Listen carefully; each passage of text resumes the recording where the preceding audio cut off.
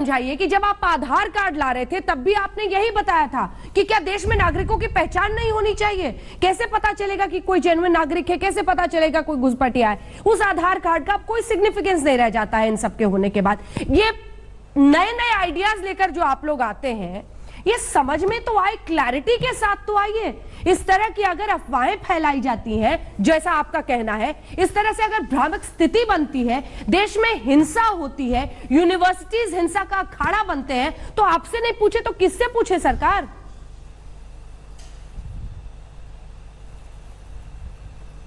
अंजना जी, आपने सही कहा। अरे कोई बात हो तो उसके ऊपर बात की जाए ना। कागज पे कुछ लिखा हो तो हम कहें कि क्लैरिटी की जरूरत है। पूरा कागज ही कोरा है, कोई तो कुछ भी लिखे दे रहा है और उसके बाद कह रहा क्लैरिटी नहीं है। और आपने कहा यूनिवर्सिटीज को अखाड़ा। आज सुनिए अंजना जी, आप पूरी बात मैं कर लूं। यूनिवर्सिटीज अखाड़ा आज से बनी है क्या? ये तो 28 अक्टूबर से बनी हुई है यूनिवर्सिटी अखाड़ा। कभी मुद्दा 10 रुपया फीस है, तो कभी एग्जाम नहीं होना चाहिए, तो कभी जो है तार काट देनी है कंप्यूटर की, कभी रजिस्ट्रेशन नहीं होना चाहिए, तो अब सीए हो गया। ये तो चेहरा बदलते जा रहे हैं।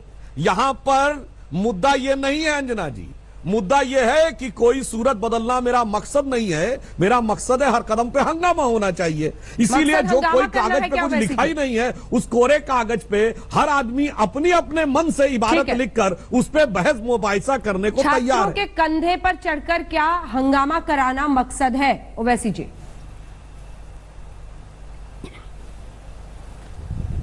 मैडम सुधांशु जी से पूछिए कि मुरली मनोहर जोशी मार्गदर्शक मंडल के हैं, बीजेपी के हैं, वो कह रहे हैं कि जेएनयू के वाइस चांसलर को रिजाइन करना चाहिए।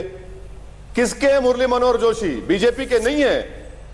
हिंदुस्तान का बीजेपी का एक्स प्रेसिडेंट, राम मंदिर के तहरीक का सबसे बड़ा लीडर, एचआरडी मिनिस्टर, वो कह रहा है। मैडम ओवैसी छोड़ दीजिए। आपने इनसे सवाल किया था आसाम का कि 5 लाख बंगाली हिंदुओं को सिटीजनशिप मिलेगी, 5 लाख मुसलमान को क्यों नहीं मिलेगी? क्या ये आपने सही पूछा? डिस्क्रिमिनेशन नहीं है, ये आर्टिकल 14 का वायलेशन है।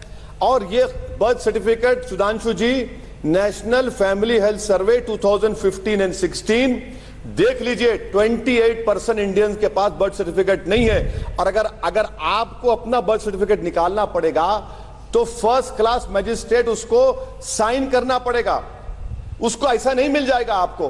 अरे ये सब चीजें आपके सामने हैं और आप आंखें बंद कर रहे हैं।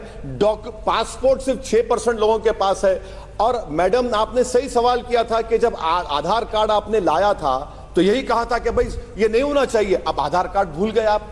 और आधार कार्ड का सेक्शन 9 भी कहता है कि सिटीजनशिप का प्रूफ नहीं है। और याद रखिए मैडम, एनआरसी में जो एक्ट में वर्ड इस्तेमाल हुआ ना, उसमें ये कम मैंडेटरी नहीं है सरकार के एनआरसी, मैंडेटरी हरगिज नहीं है, मगर सरकार सिर्फ इसलिए लाना चाह रही है कि सबको लाइन में खड़ा कर दो और जो असल मुद्दे हैं उस पर कभी बहस ना हो, ये इनका मकसद है। तो प्रधानमंत्री तो कह रहे हैं कि एनआरसी पर अभी कुछ भी हमने बात नहीं की है, बढ़ता जा रहा है। ओवैसी जी, पीएम तो कह रहे हैं कि हमने एनआरसी पर कुछ भी तय नहीं किया है। एक मिनट मैडम, देखिए मैं चैलेंज कर रहा हूं प्रधानमंत्री को आपके प्रोग्राम में, झूठ साबित कर दे मुझे कि एनपीआर और एनआरसी के जो रूल्स हैं उसमें एनपीआर होगा तो एनआरसी होगा। क्यों झूठ बोल रहे हैं पूरे देश को? रूल 4 क्या कहता है?